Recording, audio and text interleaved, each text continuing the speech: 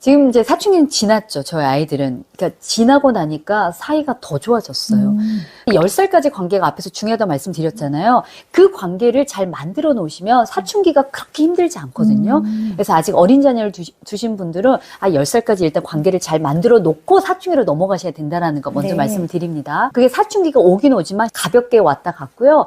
일단 사춘기 자녀와 잘 관계를 맺으시려면 이때 좀 우리가 하면 안 되는 것들을 안 하시면 되거든요. 아이의 특성을 알고 계시면 좋은데 아이들이 신체적으로나 두뇌적으로는 굉장히 지금 대혼란을 겪고 있는 시기예요. 안 그래도 자기 자체로 혼란스러운데 부모가 더 혼란을 주면 정말 아이는 견딜 수가 없거든요.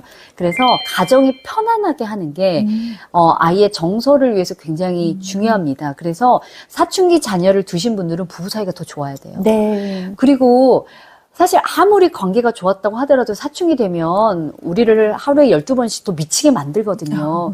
그럴 때 아이한테 쏟아내면 관계가 또 안 좋아지기 때문에 그 속상하고 힘든 거를 또 부부가 함께 풀어야 돼요. 걔가 뭘 했는지 알아? 막 이러면서. 일단 부부 관계를 좀 돈독하게 하시면서 아이가 너무 정서적으로 혼란스럽지 않게 만드는 게 일단 첫 번째고요. 네. 두 번째로는 일단 부모 말이 먹히지 않는 시기예요. 그래서 막 이 아이가 잘 됐으면 하는 바람으로 막 잔소리 하시고 따라다니면서 지시하고 명령하시는데 통제하면 통제할수록 어긋나는 게 이 시기다라는 거 꼭 아시고 훈육이나 잔소리는 짧게 일절로 끝내기. 네. 특히 아들은 더.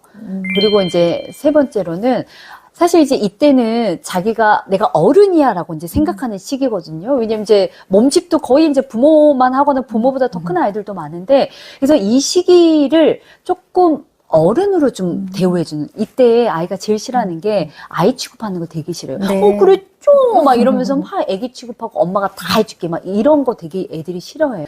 사춘기는 어른으로 가는 굉장히 중요한 시기예요. 그래서 어떤 분들은 사춘기가 없었으면 좋겠어요 라고 하지만 사춘기는 아이의 시기에 있어서 굉장히 와야 되는 시기고 중요한 시기입니다. 그래서 너무 그냥 어린애 취급하거나 너무 이 아이 막 들이대고 친한 척 하거나 아이가 막 스트레스 받게 막 집안이 막 이렇게 시끄럽게 하거나 이런 것만 안 하셔도 아이가 또 이 과정들 또 성실하게 잘 밟아가면 진짜 멋진 아이로 성장하거든요. 네. 네, 그래서 이런 것들 꼭 기억하시고 너무 잘하려고 애쓰지 않으셔도 되는 시기니까 그렇게 하셨으면 좋겠어요. 애를 보는 시간도 없는데 막 계속 뭔가 스마트폰으로 이거 해라 저거 해라 네. 전화해서 이렇게 지시하는 것도 굉장히 부담스럽기도 하고 그런 거 안 하셔야 돼요. 네, 그러니까 좀 약간은 거리를 두되 아이를 존중해주고 네. 좀 믿고 기다려주라. 사실 이제 청소년 아이들한테 절대 하면 안 되는 말이 이제 두 언어가 있는데 나가와 죽어예요. 왜냐하면 이때 아이들이 굉장히 충동성이 높아지는 네. 시기이기 때문에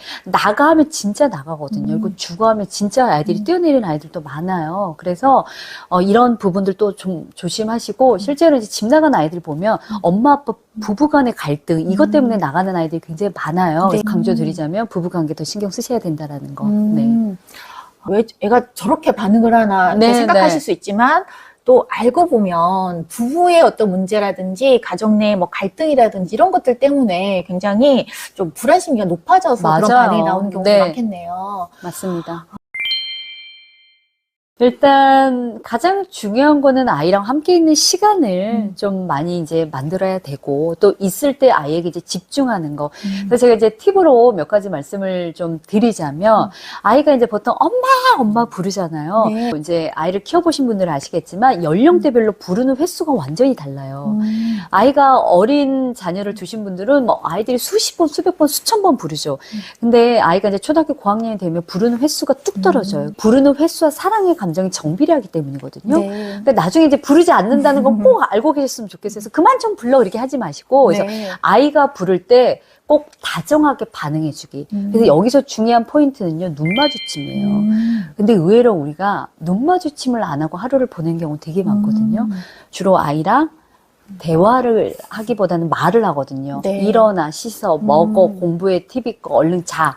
주로 이제 지시어 명령어를 하는데 지시어 명령어만 하면 굳이 눈을 바라보고 하지 않아도 다 전달이 되거든요. 그러니까 그러다 보면 아이는 엄마 아빠가 나를 사랑한다고 절대 느끼지 않아요. 이제 실천상 세 가지를 말씀드릴 건데 아이가 정서적으로 안정감 정말 채우는 데는 최고의 방법이라는 꼭 말씀드리고 싶습니다. 왜? 이렇게 반응하시는 거. 이거 꼭 하셨으면 좋겠고요. 아이가 또 많이 하는 말이, 엄마, 이리 와봐. 그 말 많이 하거든요. 네. 그럴 때 어떻게 하세요? 네가 와라. 보통 맞아요. 네가 와. 보통 그렇잖아. 아니면 잠깐만 좀 있다가 나중에. 근데 아이가 부르는 데는 반드시 이유가 있거든요. 그래서 갔다 와도 5분이라는 거.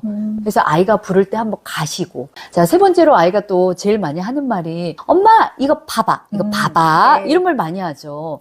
그러면 우리 또 교수님 어떻게 하세요? 네. 그래도 저는 이제 봐달라고 네. 하거나 뭔가 자랑할 거 있다고 할 때는 그때는 조금 오버 리액션을 좀 네. 해주거든요. 그래서, 잘했네. 이제 이렇게 네네. 해주시는 거죠. 그러니까 또 이렇게 진행하실 또 네. 자격이 있으시지 않을까 하는 생각이 드는데, 많은 부모님들이 사실 노력은 해요. 잘하고 있네. 잘했어, 잘했어. 하지만 거의 이 말에 정성과 또 영혼이 빠져 있어서 아이들이, 아니, 바보라고! 이쪽으로 고개를 돌린 아이들이 있잖아요. 네. 조금 아이가, 엄마, 이거 봐봐. 라고 할 때, 뭐야? 이거 만들었어? 이거 뭐 만든 건데? 이거 어떻게 한 거야? 조금 더 나의 영혼을 담아서 리액션 해주는 거. 이렇게 정서적으로 마음을 좀 쫀쫀하게 다져 놓으시면 그 일상에서 아이를 혼내고 싸우고 뭐 이렇게 해도 사실 그렇게 크게 이렇게 막 무너지진 않거든요, 관계가. 네. 아이가 정서적으로, 우리 엄마는 나를 믿어. 항상 들을 준비가 되어 있어. 나를 사랑해. 이 마음만 깔려 있으면 정말 괜찮습니다. 그래서 일상에서 눈 마주침하고 아이가 부를 때 가고 아이가 무슨 뭐 보라고 할 때 좀 영혼을 담는 거 꼭 하셨으면 좋겠고 하고 싶은데 잘 안 돼요 하신 분들이 있어요. 아이에게 독이 되는 행동만 안 하셔도 잘 클 수 있거든요. 네. 10살 전까지 또 정서적 관계를 잘 만들어 놓는 게 중요하다라고 하셨잖아요. 네. 또 하지 말아야 될 것이 뭔지도 알고 좀 맞습니다. 조심하는 것도 중요할 것 같거든요. 부모의 한숨입니다. 그러니까 나도 모르게 아이를 보면서 한숨을 내뱉는 분들이 좀 의외로 많으세요.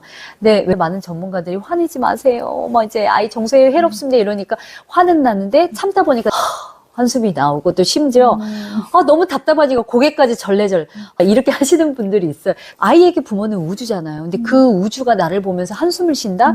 그러면 내 존재 자체가 부정당했다고 아이들이 생각해요. 네. 그래서 오히려 화가 나면 자꾸 이러면 엄마 화가 나려고 하네? 엄마 지금 화났어? 그만해. 이렇게 실제로 내 감정을 언어로 표현해 주시는 게 굉장히 중요하거든요. 그래서 한숨 대신에 감정을 언어로 표현하기. 두 번째로는 또 의외로 이제 많이 하시는 게 표정 관리가 잘 안 되신다는 거. 어린아이들은 말할 것도 없고, 아까 우리가 이제 청소년 이야기도 했지만, 청소년 아이들도요, 엄마 표정이 안 좋았으면 일단 긴장해요. 네. 아빠도 긴장하고. 그렇죠. 거의 이제 가정 내에서 서열 1위는 엄마이기 때문에 표정이 어두우면 온 가족이 비상이죠. 그리고 그 에너지를 아이들이 그대로 흡수하거든요. 그래서 이왕이면 무표정하지 않게 엄마의 표정에 따라서 아이의 행동이 어떻게 바뀌는지 그런 영상들이 있거든요. 그래서 물론 쉽지 않지만 입꼬리라도 이렇게 가만히 있을 때도 조금 올려보려는 그런 네. 노력들을 한번 해보시면 좋을 것 같고 세 번째로는 진짜 하시면 안 되는 게 나도 모르게 습관적으로 야, 너 특히 이름 앞에 성을 붙여서 이수연 보통 이름 앞에 성을 붙일 때는 아이를 혼낼 때 네. 주로 쓰는 경우가 많잖아요.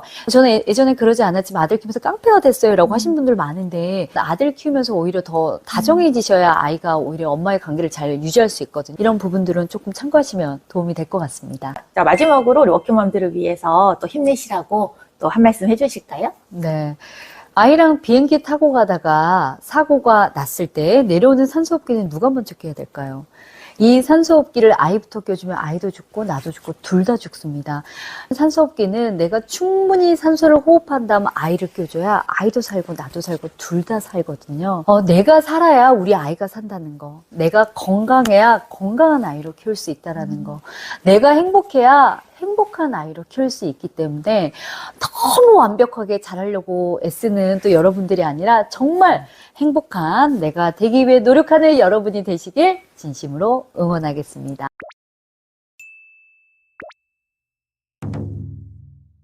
사춘기 자녀를 둔 부모님, 아이 때문에 참 고민이 많으실 것 같아요. 그래서 교육학 박사 어머님들이 이 시기를 얼마나 지혜롭게 보내고 계신지 노하우도 한번 들어보도록 하겠습니다. 사춘기 자녀들을 키우고 계신데 어떤 점이 가장 힘드세요?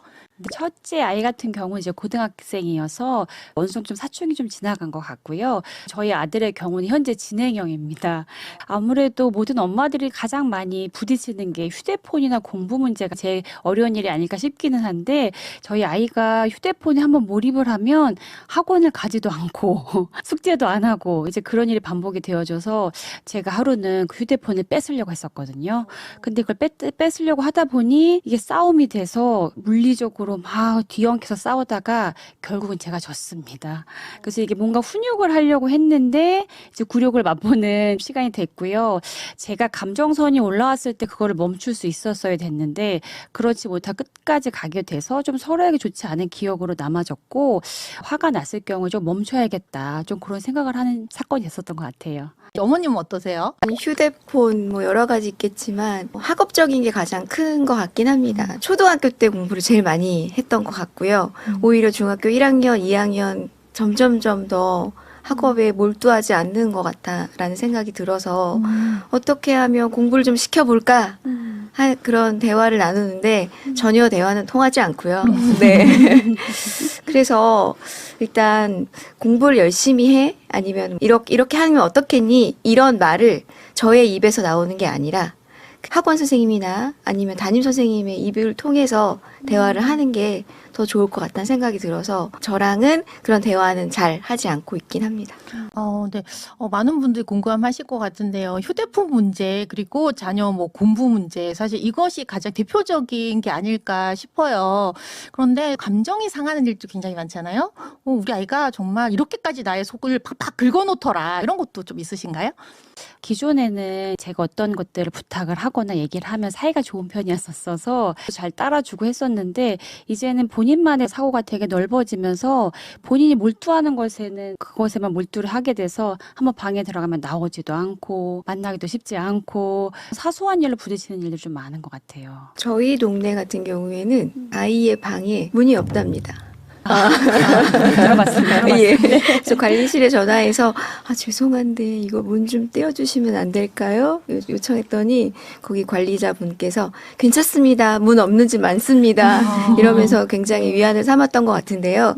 문을 쾅 닫고 들어가거나 아니면 문을 잠그거나 그러면 그 아이가 뭐 그 방에서 뭘 하겠어요. 그쵸? 뭐 몰래 만화책을 본다든지 혹은 아니면 몰래 핸드폰을 한다든지 공부하라고 했는데 잠을 잔다든지 이런 거밖에 없을 텐데 엄마는 그 문이 닫힘과 동시에 굉장히 마음이 상했던 것 같아서 그 부분을 또 어떻게 해결하면 좋을지 같이 고민해보면 좋을 것 같아요.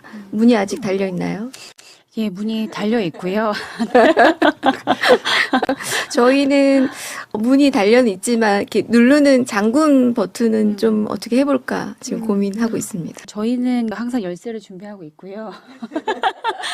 평소에 열진 않는데 아침에 이제 학교를 가야 되거나 깨워야 될 때 열고는 있고요. 최근에는 그 문을 가능하면 열지 않는 것을 저희 남편과 합의를 봤습니다. 또 갑작스럽게 들어갔을 때 정말 화를 많이 내더라고요. 그래서 이젠 진짜 사춘기가 깊이 들어왔다. 그 독립적인 공간에 대한 건 확보를 해줘야겠다라고 해서 남편과 이제 노크를 하고 들어가고 아침에 깨울 때 아니면 가능한 문을 열지 말자 그렇게 얘기를 했던 것 같아요. 정말 사춘기가 되면 아이들이 자신만의 영역을 가지려고 공간도 나만의 공간에 있는 것을 좋아하잖아요. 그런데 부모님들이 그렇게 막 문을 떼버린다든지 이제 강제로 문을 열고 들어간다든지 하면은 또 굉장히 갈등의 소지가 있잖아요. 이런 것 때문에 굉장히 반발을 하거나 이랬던 경험은 없으신가요? 반발이요? 매 일상 반발인 것 같고요. 하루 친했다가 하루 나빠졌다가 그 간극이 굉장히 좁아집니다. 그래서 오늘 아침에 사이가 안 좋았는데 오늘 밤에 굉장히 사이가 좋아진다든지. 근데 제가 달라진 건 없고요. 아마 그게 호르몬의 변화인 거라고 생각을 해서 사춘기와 갱년기가 싸우면 누가 이길까 되게 궁금하거든요. 네. 부모님들이 가장 고민하시는 것이 바로 자녀와의 관계가 아닐까 싶거든요.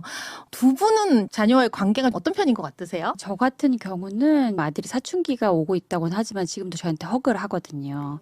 충동적이거나 감정이 오르락내리락 할 때가 있긴 하지만 본인이 아주 기분이 좋을 때 와서 허그를 해줍니다. 정말 기분이 좋은 볼뽀뽀까지 해주고는 하고 애착 형성이 좀 잘 된 편이긴 해서 잠을 자다가도 엄마를 이렇게 만지러 한번 오기도 하고 신체적인 접촉도 좀 많이 한 편이긴 했는데 아이가 사춘기가 이제 시작이 되면서는 엄마와의 그 거리를 조금 많이 가지려고 하는 것 같고 제가 오늘 촬영을 오기 위해서 아이와 아침에 식사를 하면서 네가 생각할 때 사춘기는 무엇이니? 이렇게 물어봤거든요. 그랬더니 엄마 사춘기는 맛있는 김치를 만들어가는 과정입니다. 이렇게 얘기를 하는 거예요. 그래서 그게 무슨 말이야? 이렇게 얘기를 했더니 김장이 새로운 김치로 탄생하기 위해서 김장을 담궈서 김치통에 잘 넣어뒀을 때 자꾸 엄마가 궁금해서 뚜껑을 열어보고 김치를 뒤적뒤적 거리면 맛있는 김치로 익어가지 않습니다. 그래서 사춘기가 됐을 때는 저를 신뢰하는 마음을 가지고 김치 뚜껑을 열지 말고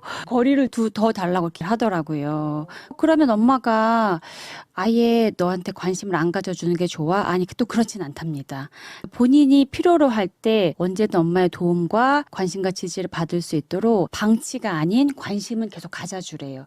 본인이 필요할 때 와달랍니다.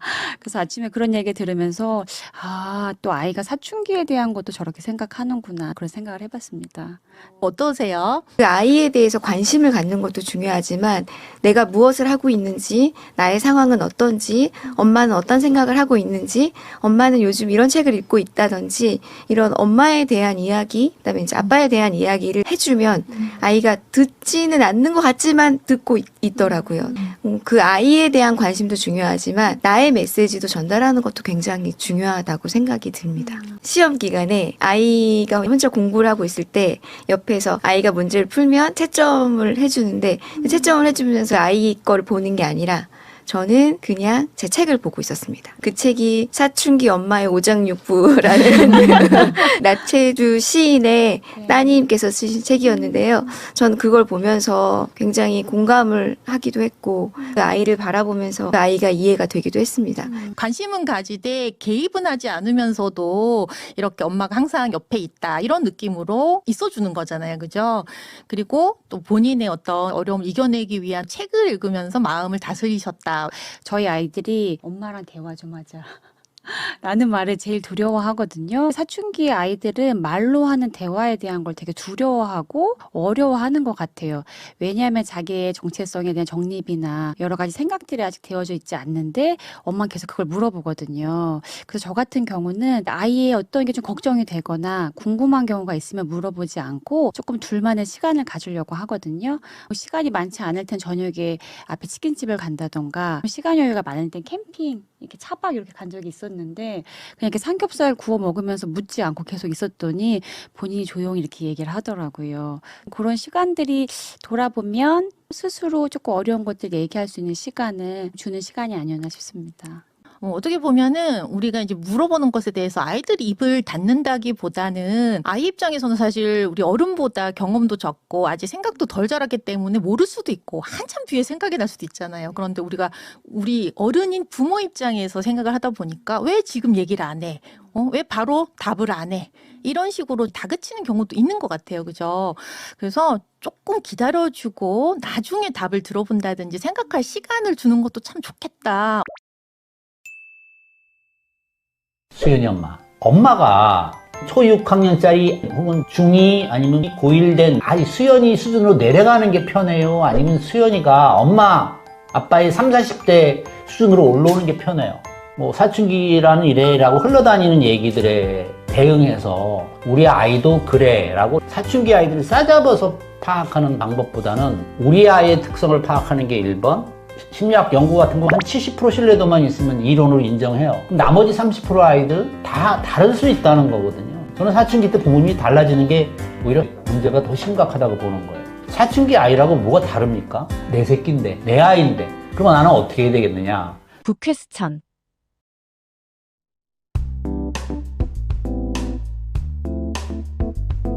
교수님 안녕하세요. 안녕하세요. 전국을 다니면서 많은 부모님들을 만나보시는데 부모님들이 요즘 그 사춘기 자녀 때문에 주로 어떤 부분 많이 좀 힘들어하시나요? 현장에서 많은 활동과 프로그램을 진행하고 있는데 사춘기 부모님들이 가장 힘들어하는 부분은 사춘기에 대한 오해라고 저는 생각을 했어요. 우리가 사춘기 하면 일반적으로 알고 있는 상식의 수준이 있잖아요. 예를 들면 부모님들이 우리 애가 조금만 이상하게 느껴져도 저 녀석이 사춘기구만. 사춘기 시작이네. 빨리 지나가야 될 텐데.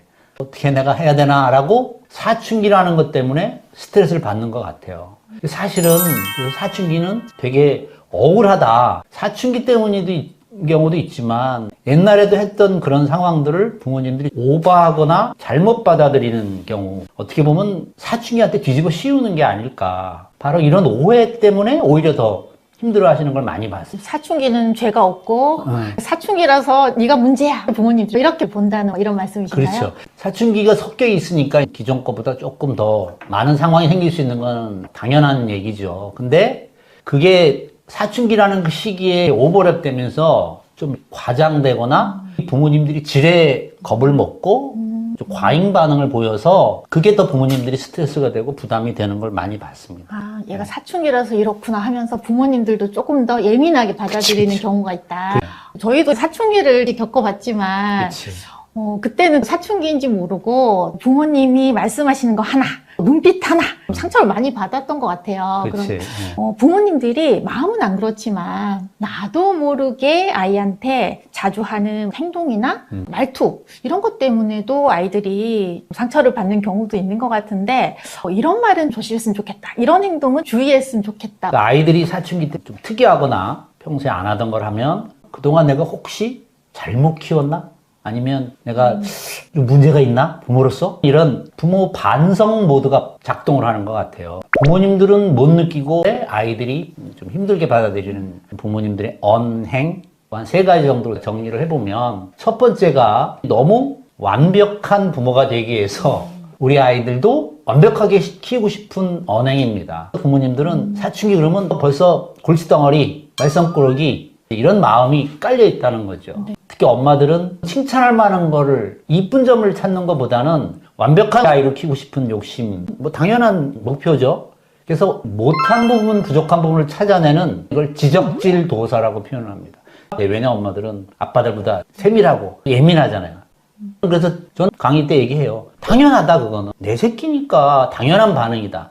그런데 아이들은 스트레스를 받거나 거기에 대한 반응이 사춘기이기 때문에 어릴 때보다는 과하게 나오는 경우가 많고 아예 도망가죠. 단절해서 방문 닫고 들어가는 걸 대부분 사춘기라고 표현하시는데 그 이면에는 그런 현상들이 있는 걸 발견을 했고요. 두 번째는 부모님들이 본인들도 특히 중고등학교 때 좀 부족했거나 또는 본인들이 하고 싶었던 소위 연예인병 같은 건 다 있었고 남자들 같은 경우는 스포츠나 이런 쪽으로 꿈도 있었고 그런데 그 아이가 나처럼 사춘기를 겪고 있다면 거기에 대한 보상 심리적인 언행이 나오는 거예요. 부모님들은 안 하려고 그러는데도 저 무의식 밑바닥에 또는 아주 깊은 곳에 그게 깔려 있어요. 확 오픈해놓고 얘기하면 공부를 아주 잘했거나 아니면 중하위권 정도로 약간 밀렸던 분들이 우리 아이를 좀 닥달하는 잘했던 분들은 내 새끼인데 이거 안 되겠어? 중하위권 있던 분은 나는 못했지만 너라도 이렇게 나가는 거죠. 그래서 그런 것들이 보상 심리적 언행이라고 할까? 근데 이거는 상당히 찾아내기가 쉽지 않아요. 왜냐하면 본인들은 안 했다고 생각하는데 아이들은 그때가 예민한 때라 그걸 잘 집어냅니다. 마지막으로 너 잘 되라고 그러는 거야. 이렇게 힘들게 뭐 학원도 보내고 잔소리하고 하는 게 엄마 아빠 좋다고 그러냐? 아이들도 알죠. 너무나 공감하지만 특히 사춘기 아이들은 이런 거 들으면 돌아버리는 상황이 되거든요. 근데 어떨 땐 자기 뜻대로 안 되잖아요. 열심히 해보려고 그러는데 엄마 아빠들이 해주시는 말씀이 다 너 잘 되라고 그러는 거야. 때로는 더 과격한 말이 나가죠. 그러니까 특히 세 번째는 엄마 아빠 마음을 다 아니까 안 하시는 정도가 아니라 금기 중에 금기다 이렇게 말씀을 드리고 싶습니다. 부모님들이 잘한 거를 많이 봐야 되는데 그치. 좀 더 잘했으면 하는 바람 때문에 자꾸 맞습니다. 못한 것만 눈에 보이고 이 도사들이 콕콕 집어서 잘 맞춘다 그러잖아요. 그런데 그게 장점이 아니라 단점이다. 이런 말씀을 해주신 것 같고 그러면 조금 더 잘했으면 좋겠다 이런 욕심이 있어도 내가 또 지적을 하는구나. 나에게 부정적으로 들릴 수도 있겠구나. 이런 것들을 생각을 하셔야겠다. 이런 생각이 들고 공부를 더 잘해라, 열심히 해라 등등 여러 가지 잔소리를 하고 많이 요구를 하는데 이제 부모들은 못 느끼지만 무의식 중에 채워지지 못했던 어린 시절의 양육 과정에서 결핍이라든지 또 채워지지 않은 욕구 같은 것들 때문에 내가 강요하고 있는 건 아닌지 이런 것도 한 번쯤은 자신을 성찰할 필요도 있다. 제가 강의 때 농담반 진담반으로 자녀들은 뭐 아니면 도다. 저도 선생님도 하고 현재도 선생님이지만 선생님들이나 목사님들은 성장 과정에서 이 범생이 출신들이 많아요. 그러니까 자식들도 그럴 거라고 생각하는데 집에 가보면 우리는 안 그런 거야. 그러니까 집에 가서 한 말씀 하죠. 나는 나고 아이는 아이다. 이렇게 다른 시각으로 바라보는 것이 필요하겠네요. 그렇죠. 부모님들이 사춘기 특징을 알아두시면 자녀를 이해하고 어떻게 대하면 좋을까 많이 도움이 되실 것 같거든요. 네. 저는 사춘기의 특성을 잘 아는 게 자녀와의 갈등을 풀을 수 있는 핵심적인 노하우라고 보는데 요즘에 정보의 홍수나 정도가 아니라 정보의 메가폭풍급으로 너무나 많아서 헷갈릴 수 있다고 봐요.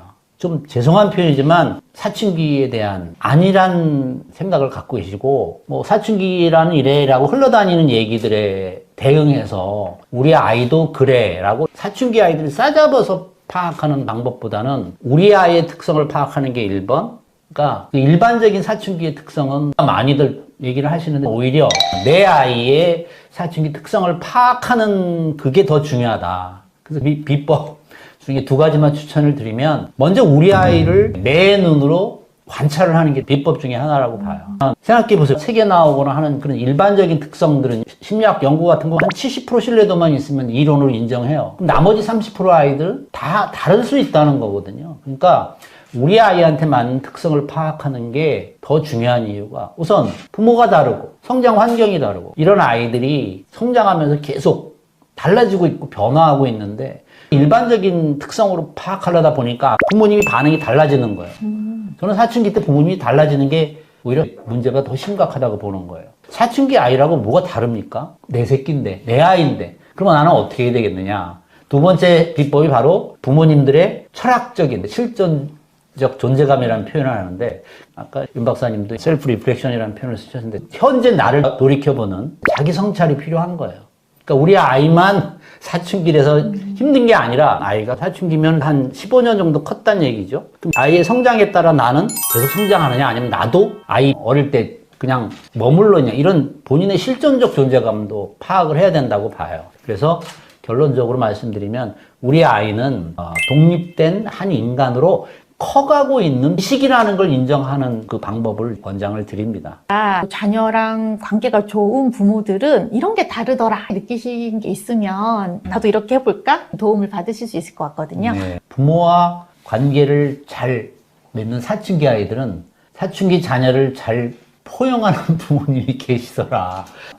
부모님들한테 무리가 가고 부담이 되는 그런 답변일지 모르겠지만 현장에서 논리적 이유로 이렇게 얘기합니다. 아이 이름을 들으면서 수연이 엄마가 초6학년짜리 혹은 중2 아니면 고1 된 아이 수연이 수준으로 내려가는 게 편해요? 아니면 수연이가 엄마, 아빠의 30, 40대 수준으로 올라오는 게 편해요? 너무 아이들의 그 수준에 맞추다 보면 아이들 눈치를 본다고 표현하는 분이 있어요. 부모가 아이들 눈치를 본다는 표현 자체가 이미 뭔가 좀 삼강오륜의 문화적 유산이랄까? 장유유서. 어른들, 부모는 이래요.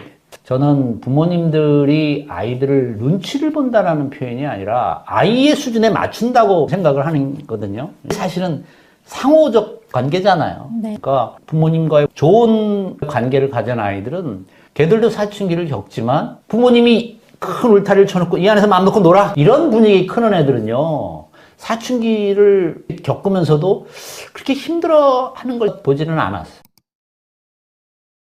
엄마들이 대부분 대화를 우리가 흔히 말하는 음성적 소리가 나는 이 언어를 주고받는 거를 대화라고 착각을 하시더라고요. 일어나라, 밥 먹어라, 학원 가야지. 이게 대화라고 생각하시는데 죄송하지만 그거는 제가 말하는 대화는 제가 늘 주장합니다. 잘만 만들어가면 사춘기가 훨씬 재밌어요. 근데 그게 무섭다고 해서 벽을 치고 우리 애를 바라보니 모든 게 다 부담스럽고 힘들어지는 거예요.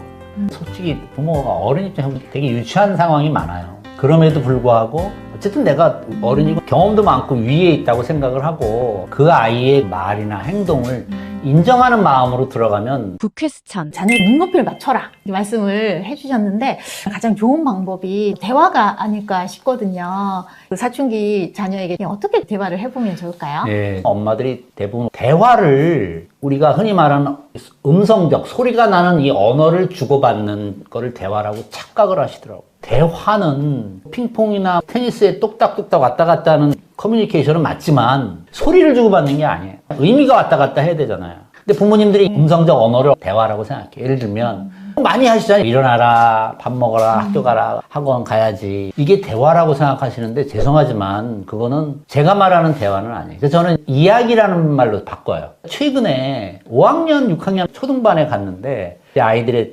장점을 강점지능이라는 표현을 쓰는데 연구원 선생님들이 가르칠 때 보면 지가 관심 있는 게 나면 막 튀어나오잖아요. 동물을 좋아하고 동물하고 놀고 이런 게 좋아한다고 쳐서 점수가 높게 나온 거예요. 얘가 저보다 더 빠른 말로 2분 동안 강아지에 대해서 거의 특강을 하는 거예요.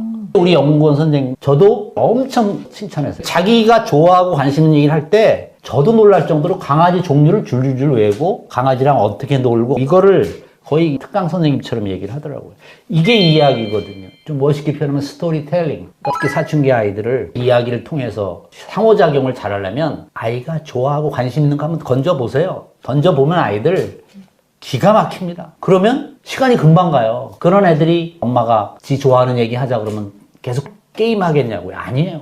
저는 그런 사례를 너무 많이 보기 때문에 주장합니다. 아이가 좋아하고 관심 있는 거를 이야기의 주제나 화두로 던지는 거예요. 그래서 아이가 좋아하고 관심 있는 것을 이야기를 많이 나누면 사춘기 아이들하고 관계도 좋아지고 성적 쑥쑥 올라간다고 확신합니다. 이야기라는 게 듣는 사람도 재밌고 또 얘기하고 싶고 듣는 사람은 또 듣고 싶고 이렇게 계속 상호작용이 일어나서 그렇죠.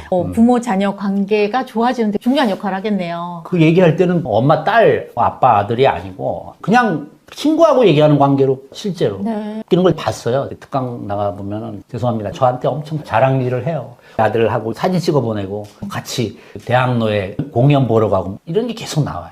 제가 늘 주장합니다. 잘만 만들어가면 사춘기가 훨씬 재밌어요. 근데 그게 무섭다고 해서 벽을 치고 우리 애를 바라보니 모든 게 다 부담스럽고 힘들어지는 거예요. 그러니까 먼저 벽을 허물어 보시고 엄마 아빠가 먼저 이 말꼬를 터져 보세요. 저는 그게 바로 스토리텔링, 이야기거리를 같이 만들어 가는데 핵심은 아이가 좋아하고 관심 있는 거다. 사춘기 시기에 갈등을 겪어서 많이 힘들어하고 계시다면 부모님의 마음을 어루만질 수 있는 방법도 있을까요? 케이스 바이 케이스로 풀어야 되지만 글로 써보기 전략이 있어요. 자녀하고 일어난 상황을 얘기로 풀어도 좋은 방법이지만 안 풀리거나 힘들 때일수록 글로 한번 써보는 거야. 일기식이 아니어도 좋아요. 스마트폰에 메모장에 키워드만 적어도 좋고 주로 종이나 이런 데 글로 써보는 걸 추천하는데 쓰다 보니까 뭔가 감정 표현을 하겠죠. 그리고 다음날 하룻밤 지나고 한번 읽어보세요. 그리고 일주일 뒤에 다시 그 글을 읽어보세요. 그러면 본인이 힘들었던 거를 좀 정리가 되는 감정을 느끼실 거예요. 그래서 이 전략의 핵심은 부모님이 바뀌는 거예요. 정답은 아니더라도 이런 문제 때문에 갈등이 일어났다. 이런 문제가 있었다. 그때 내 감정은 이랬다. 이런 식으로 자연스럽게 그 흐름을 적어보는 방식이면 될까요? 그럼요. 그 감정 휩싸였을 때는 되는 게 없다 그러잖아요. 그쵸. 그래서 이성적으로도 생각하기가 힘든데 말씀해주신 그런 방법으로 내 감정과 그때 일어났던 일 이런 것들을 써보면 나중에 조금 감정이 정리가 됐을 때 보면 내가 그때 왜 그랬었지? 이럴 때 나는 이렇게 반응하는구나. 이렇게 감정을 객관적으로 보면서 이렇게 다음엔 해봐야겠다. 이렇게 할 수도 있을 것 같아요. 보통 사춘기 애들이 예민해진다 이런 이야기를 하고 부모님들이 많이 힘들다 이런 말씀도 하시지만 사춘기가 심하게 오지 않고 무난히 지나가는 경우도 있지 않습니까? 있죠. 이렇게 노력했더니 큰 문제 없이 잘 지나가더라 이런 사례도 있을 것 같거든요. 제가 많이 썼던 전략인데 아이가 좋아하는 거를 같이 좋아해 주는 거예요. 그게 잘 안 될 경우도 있잖아요. 그래서 두 번째 방법으로 내가 좋아하는 걸 아이가 좋아하게 만드는 거죠. 이 경험을 공유하면서 둘째 아이가 딸인데 초등학교 2학년 때 요새는 인라인 스케이트라고 그러더라고요. 그걸 되게 좋아하고 잘 탔어요. 그 녀석하고 좋은 관계를 유지하기 위해서 퇴근하고 2주 동안 팔꿈치 보호대, 무릎 보호대를 차고 엉덩이 다쳐가면서 배운 적이 있어요. 그렇게 아이가 좋아하는 걸 했더니 그거 하는 동안에는 숙제했니, 시험 봤니 이런 얘기를 할 필요도 없고 너무 좋더라고요. 그래서 아이가 좋아하는 거를 부모님이 좋아하는 방법이 베스트인데 어렵다고 하면 부모님이 좋아하는 걸 아이가 좋아하게끔. 저는 축구를 좋아하니까 아들이 초등학교 4학년 때 올림픽 주경기장에 통닭 같은 거 사가 데리고 가면서 국가대표 경기를 보면서 유명한 선수를 멀리서라도 보니까 오고 가면서 그 얘기밖에 더 하겠어요? 그러니까 좋은 관계가 만들어지더라고요. 네. 아이가 좋아하는 거 하는 것도 중요하지만 부모님도 자신이 좋아하는 걸 같이 좋아해야 하면 돼. 그때 또 네. 즐거운 감정이 전해지겠네요. 하다 보면 그 안에서 재미거리를 찾기도 하니까 일단 참여를 시켜보는 게 중요하겠네요. 그럼요. 실패한 경우도 있어요. 제가 산을 좋아하는데 네. 애 엄마하고 애들 둘은 주차장에서도 가능한 한 가까이 되라고 하는 스타일이기 때문에 4명이 딱 한 번 갔다가 그 다음부터는 안 갔어요. 실패한 케이스죠. 근데 아이가 뭘 좋아하는지 서로 뭐를 할 때 즐거운지를 잘 모르니까 그죠. 사람의 관계라는 게 딱 답이 있는 게 아니라 그렇죠. 서로 그 시간들을 통해서 만들어 가는 거니까 부모 자녀 관계도 다르지 않다. 뭐 이런 그쵸. 생각이 해봐야 되겠네요.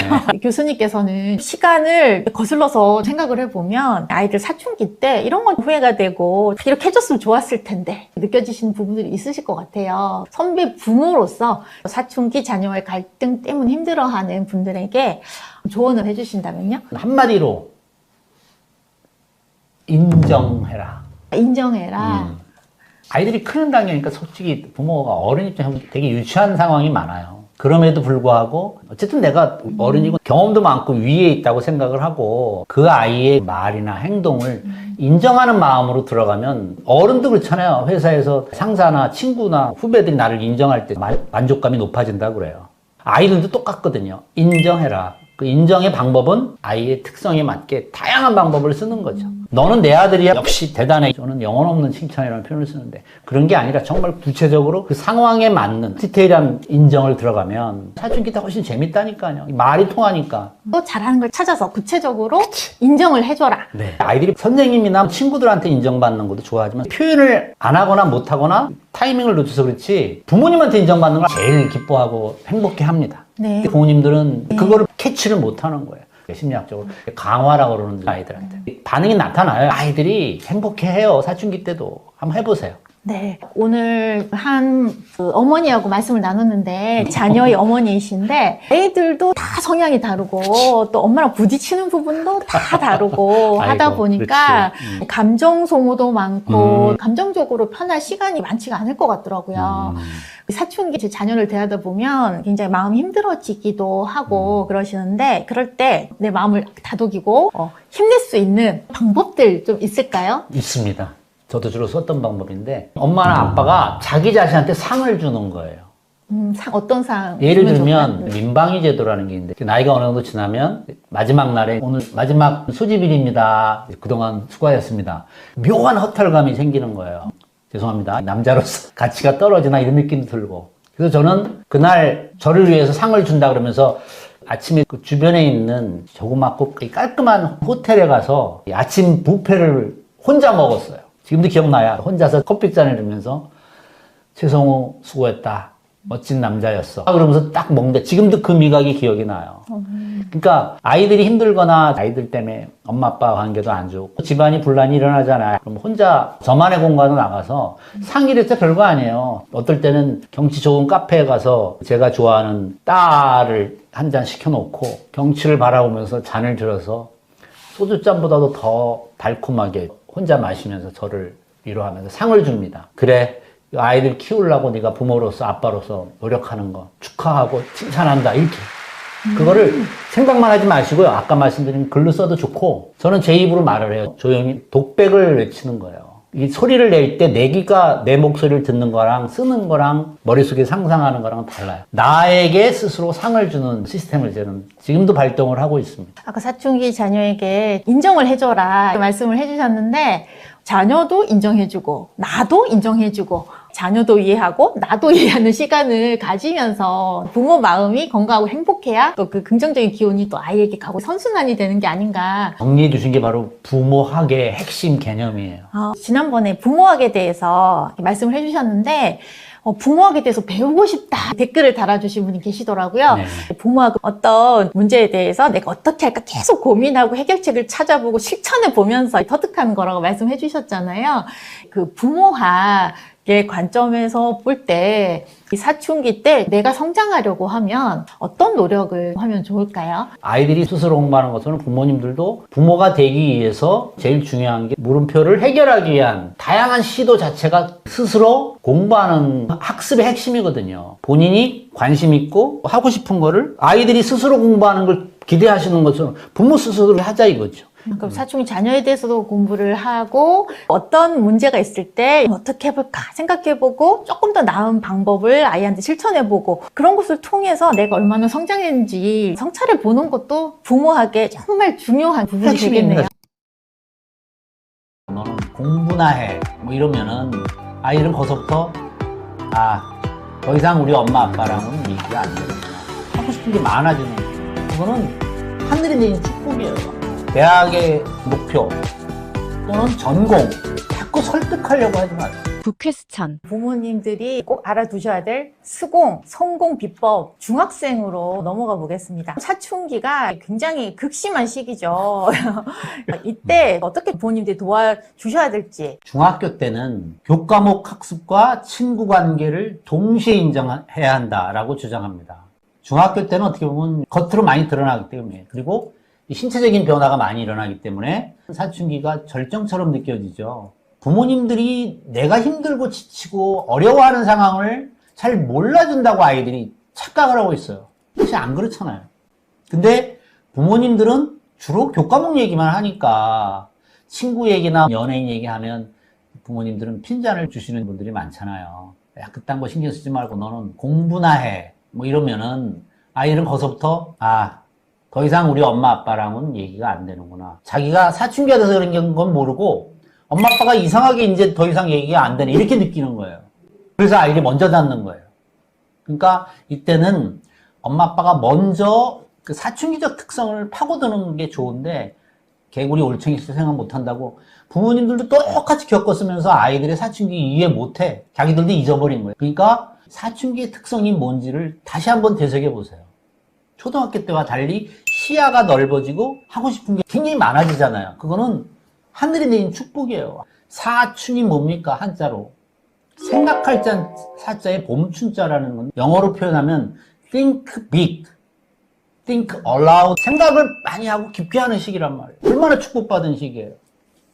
그러니까 생각이 다양해지고 하고 싶은 얘기도 많고 엄마 아빠한테 요구하는 것도 많아지는 거죠.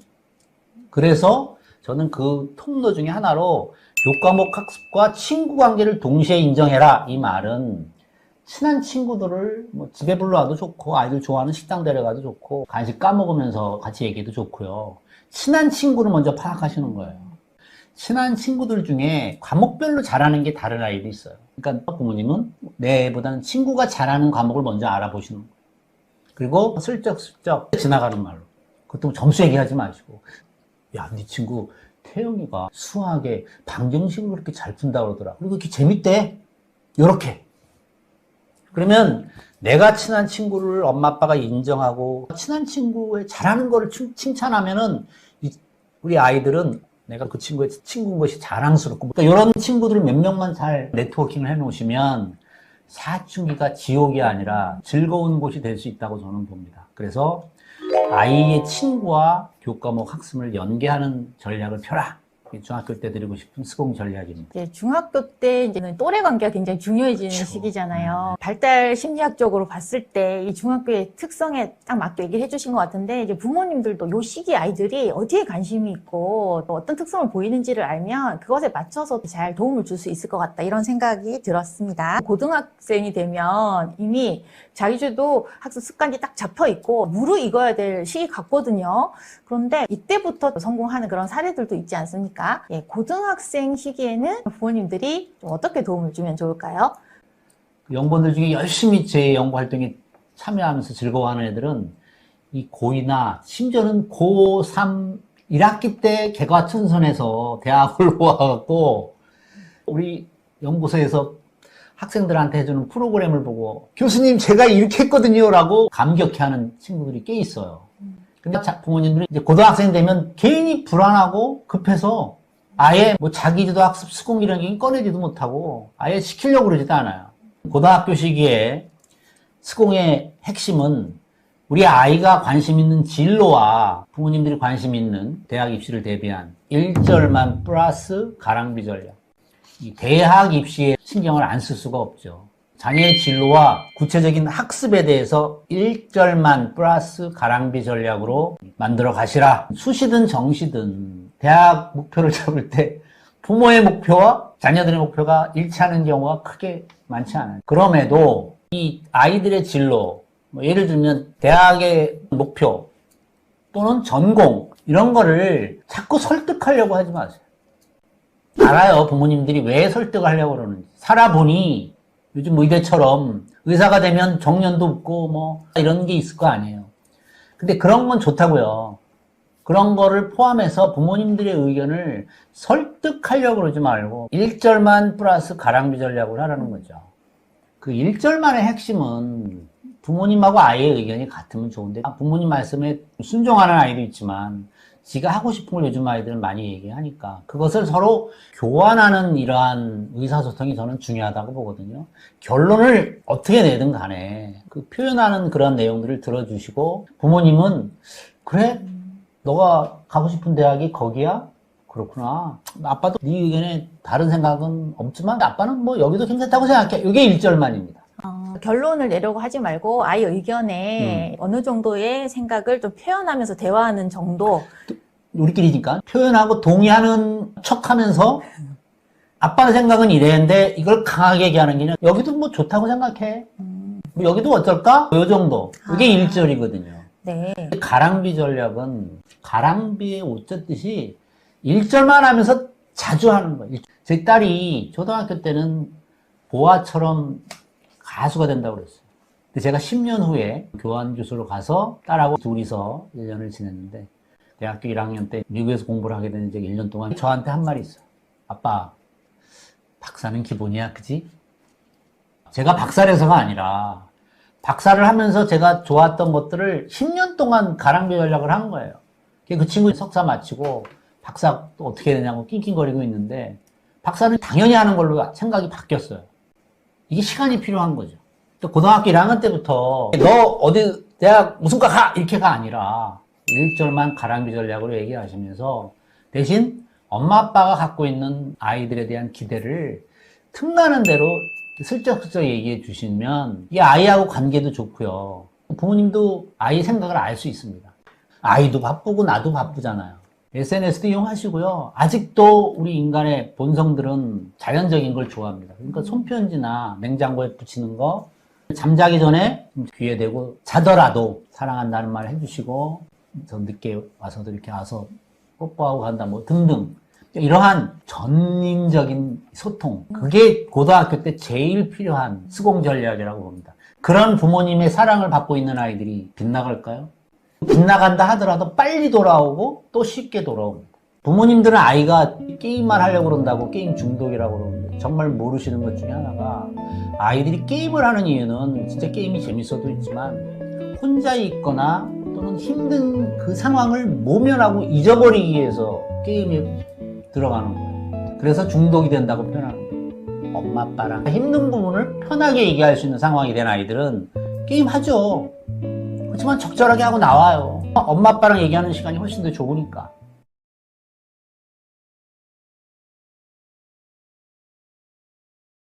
너 지금부터 깐족기가 시작됐어. 축하한다. 축하를 해줘야 되는 시기입니다. 부모님들은 대부분 짜증을 내거나 잔소리를 하시는 걸로 반응을 하기 때문에 그 아이들이 사춘기 가서 죄송합니다. 복수를 하는 겁니다. 북퀘스천. 수공이 잘 되는 학생들은 뭔가 좀 다른 점이 있을까요? 학습에 있어서 자기가 뭘 좋아하는지, 어떤 과목을 잘하는지, 또 그 과목 중에서도 어떤 부분을 잘하는지, 좀 힘들거나 어려운 과목은 어떤 과목인지를 명확하게 파악하고 있다는 겁니다. 수학 능력이 우수한 학생들한테 너 이 학기 다녀? 네, 그러면 이제 표정이 벌써 다릅니다. 좀 뭔가 친근하고 웃는 표정인데, 그런 학생들한테 너 공부 잘해? 네, 좀 해요. 어떤 과목을 잘해? 그럼 제가 수학 좀 어렵지만요, 영어하고 국어는 잘해요. 왜 수학은 왜 어려워? 제가 수학에서 방정식이나 함수 이런 거는 좀 괜찮은데요, 집합이나 좌표와 그래프 같은 게 좀 어려워요. 그게 왜 어렵지? 집합 같은 게 이 개념이나 용어가 조금 혼란스러워요.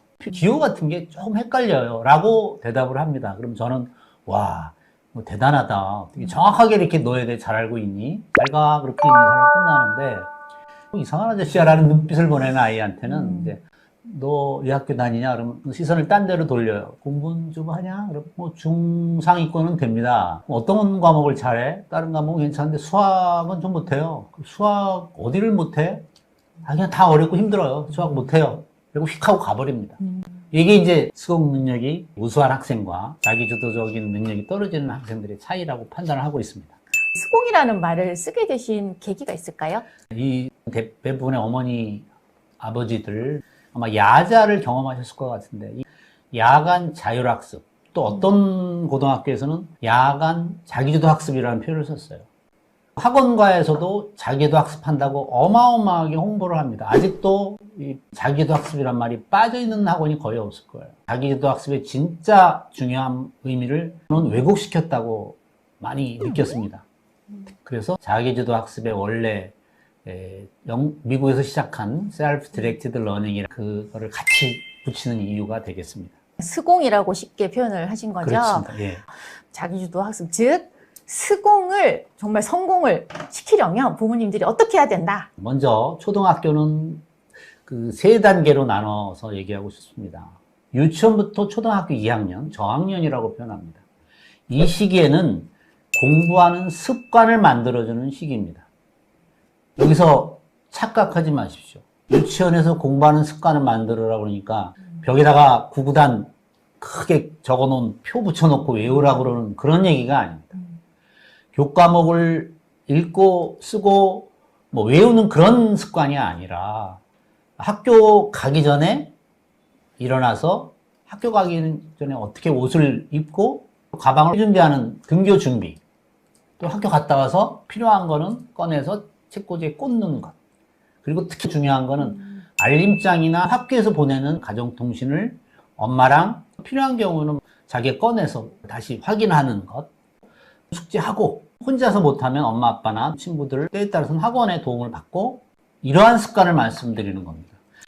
학교 1학년 들어가는 순간부터 아이들의 너무 관심이 많아서 뭘 배웠는지, 공책은 어떻게 썼는지, 알림장은 뭐 있는지 엄마가 더 먼저 열어보고, 이게 도와주는 것 같지만 저는 오히려 수학 능력을 망친다고 생각을 해요. 점심에 급식 먹는 게 좋아서, 또는 학교에서 친구들하고 노는 이런 타임이 좋아서 학교 가고 싶어 하는 것도 아주 중요한 요인이라고 봅니다. 학교가 가고 싶은 곳이 되고 선생님이나 친구들이 있어서 즐거운 곳이 되게 만들어주는 게 2학년 때까지 제일 중요한 파트라고 봅니다.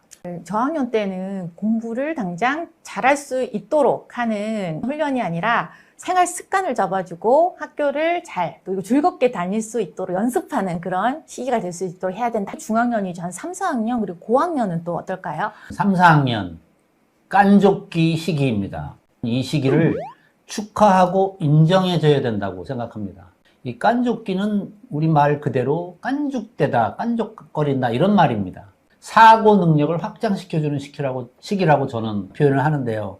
사실 저는 이 깐족기가 사춘기보다 훨씬 더 중요하고 부모님들의 역할이 굉장히 필요한 시기라고 봅니다.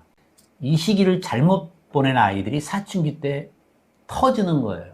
그래서 부모님을 고통과 지옥 속으로 몰아넣는다고 생각하는데, 사고가 확장되고 자기 주도적인 생각이 커지고 향상되는 시기라서 부모님들이 얘기하는 걸 듣고 1, 2학년 때는 안 그러던 아이들이, 죄송합니다, 전문 용어를 쓰면 개기기 시작합니다. 옛날에는 뭐 시키면 네 알았습니다 아무 말 없이 하던 애가 근데 엄마, 그거 내가 해야 돼? 또는 아빠, 왜 그런데요? 라고 반응을 보이는 것이 기존의 수능적인 상황이 아닙니다. 그래서 저는 부모님들 입장에서 보면 좀 컸다고 엄마 아빠를 약간 무시한다는 느낌을 받을 수 있다고 생각을 해서 깐족기라고 표현을 했는데요. 사실 이 시기가 스공의 핵심 시기입니다. 바로 주도적인 사고를 하고 도덕성과 요즘 유행하고 있는 메타인지가 발현이 시작돼서 엔진을 달고 파워를 내기 시작하는 시기입니다. 그래서 이 시기를 부모님들이 좀 잘 체크를 해야 된다고 보고, 또 하나 중요한 거는 3, 4학년은 1, 2학년 때와 달리 이 학교 커리큘럼상 내용도 많아지고 난이도도 조금 높아집니다. 그러니까 1, 2학년 때는 제가 아까 습관을 강조했지만 이때는 사고력이나 학습에 대한 관심 이런 것이 많아져야 되고, 이게 양이 많아지고 숙제도 좀 많아지다 보고 과목도 1, 2학년 때보다는 많아지다 보니까 아이들이 굉장히 스트레스를 받아요. 근데 이 부모님들도 너 3학년 때부터 좀 어려워지니까 학원 하나 더 가. 특히 어머니들이 아이들에게 도움이 더 많이 들어갑니다. 그걸 아이들은 도움이라고 받아들이지 않고 잔소리라고 표현하는 것이죠. 그러니까 훨씬 더 숙제 체크하고 학원 갔다 왔냐 또 숫자 늘려주고. 근데 사실 이 깐족기를 잘 보내는 방법은 애가 좋아하는 과일 케이크를 사다가 너 지금부터 깐족기가 시작됐어. 축하한다. 그리고 아이가 말하는 것을 잘 들어주려는 태도 또는 그러한 리액션을 보여줘야 되는 시기라고 봅니다. 그러면 아이들이 엄마 아빠랑 더 얘기를 하고 싶어 하고, 학교 갔다 오거나 뭐 학원을 갔다 와서 힘든 부분을 엄마 아빠한테 도움을 요청할 수 있어요. 이게 바로 스공과 혼공의 차이인데, 이때 부모님들은 대부분 짜증을 내거나 잔소리를 하시는 걸로 반응을 하기 때문에 그 아이들이 사춘기 가서 죄송합니다, 복수를 하는 겁니다. 네, 복수라는 말에 마음이 아프면서도 제가 조금 빵 터졌습니다. 많은 부모님들이 공감하는 부분도 있으실 것 같은데요. 초등학교 중학년쯤 되면 사고력이 급격히 발달하다 보니까 부모님 입장에서는 이때 학원 하나라도 더 늘려야 빨리 애가 배우고 진도를 뺀다라는 생각이 마음이 조급해지는 시기잖아요. 부모님 마음과 달리 이때 아이들은 자기 주장이 강해지는데, 그런데 또 논리적으로 설명을 잘 못한 시기고, 그러다 보니까 부모님 말을 안 듣고 깐죽깐죽대면서 부모님과의 갈등이 조금씩 시작될 수 있는 기미가 보이는 시기다. 그래서 아이들 힘든 점이나 이런 것들이 좀 관심을 기울여라. 그러면서 조금씩 학습량을 늘리고 공부 습관을 잡아주는데 중점을 둬라. 맞나요? 맞습니다. 정확하게 파악하셨습니다. 다음으로는 이제 고학년 이야기 한번 들어볼까요? 요즘에는 5학년부터 사춘기 특성을 보입니다.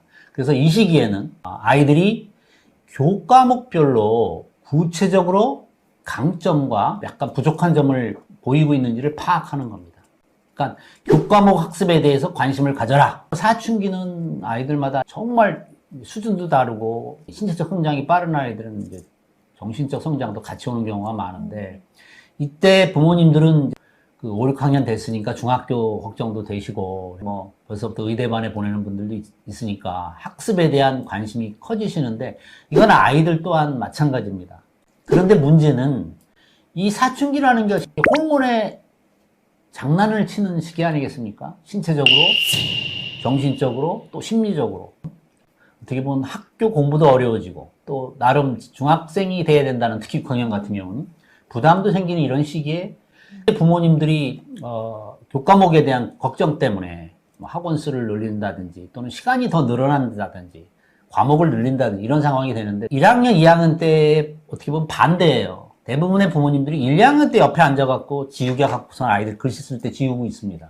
그리고 이렇게 하나하나 지목하면서 가르칩니다. 하지만 제 생각은 5, 6학년 때 오히려 아이들의 뭐 국영수사과, 뭐 은미책, 뭐 도덕도 포함해서 이런 과목에 구체적으로 우리 아이가 어떤 과목을 좋아하고 잘하고, 시험 성적이 아니에요. 이건 얘기하지 않으면 몰라요. 아이하고 뭐 과일 먹으면서 또는 어디 영화를 보거나 주말에 뭐 외식하러 가면서도 그냥 자연스럽게 간단하게 어떤 과목을 좋아하고 어떤 과목을 힘들어하는지. 그럼 힘들어하면 아이들이 엄마들한테 그런 얘기를 잘 안 하는 이유는, 힘들어하면 부모님, 특히 엄마들의 반응을 알기 때문에 힘든 과목을 잘 얘기 안 할 수도 있는데, 그거를 자연스럽게 끄집어내서 구체적인 어떤 교과목을 좋아하고 특히 좋아하는 과목은 왜 좋아하고 어떤 부분에 잘하는지 또 힘들어하는 과목은 어떤 부분에 어떤 이유로 싫어하는지를 편안하게 파악을 하셔야 돼요. 그 파악하는 방법은 집이 아닙니다. 특히 밥 먹거나 뭐 엄마는 텔레비 보면서 그때 꺼내지 말고 저는 식당을 주로 이용했어요. 식당 가서 맛있는 거 먹여놓고 지나가는 말로 야 아빠는 초등학교 다닐 때 국어를 되게 좋아했는데 너는 어떤 거 좋아하니? 뭐 이런 정도로 엄마 아빠는 사춘기가 되면 벌써 겁부터 내요. 얘기 안 하기 시작한다고. 아니에요. 엄마 아빠가 입을 닫게 만들기 때문에 아이들이 사춘기 되면 입을 닫는 겁니다. 그러니까 아이의 입을 열어놓으면 정말 힘든 부분에 제일 중요한 사항을 엄마 아빠랑 상의할 수 있게 만들어 놔야 뒤에 중고등학교 가서 편해지는데 이때 힘든 얘기를 막아 놓으니까 엄마들이 되게 그러죠. 아, 이놈이 사춘기인가 봐요. 친구만 찾아요. 친구를 찾는 이유가 힘든 얘기를 들어주는 게 친구이기 때문에 그런 거예요. 뭘 잘못하시는 거예요. 그래서 이때 학습에 대한 그 관심을 1학년, 2학년 때는 전 거꾸로 하라고 그래요. 1, 2학년 때는 그냥 같이 놀면서 습관만 잡아주고 3, 4학년 깐족기 때 좀 더 많이 표시하고 5, 6학년 때 아이하고 더 많은 시간을 보내야 돼요. 제가 봐도 초등학교에서 했던 내용하고 많이 달라져 있거든요. 그러니까 오죽하겠어요, 엄마 아빠들이. 부담되는 거야. 애가 뭐 물어보면 그것도 몰라 하고 아이한테 좀 어떻게 보면 망신을 당할까 봐. 근데 그럼에도 불구하고 그 엄마 아빠가 교과목 얘기를 해야 되는데 컨텐츠에 답을 주는 게 얘기가 아니에요. 저는 대화, 이야기의 거리, 구실을 만드는 거라고 봐요. 그러니까 교과서든 뭐 아이들이 보는 참고서든 학원 자료든 노트든 뭘 보고 6학년 같은 경우는 뭐 사회시간에 역사 같은 게 나와요. 삼국의 전성시대 이런 게 나오면 야, 삼국의 전성시대. 아빠는 고구려가 생각난다. 뭐 본인이 아는 정도만 얘기하면 돼. 그리고 아이가 물어봤는데 모르잖아요.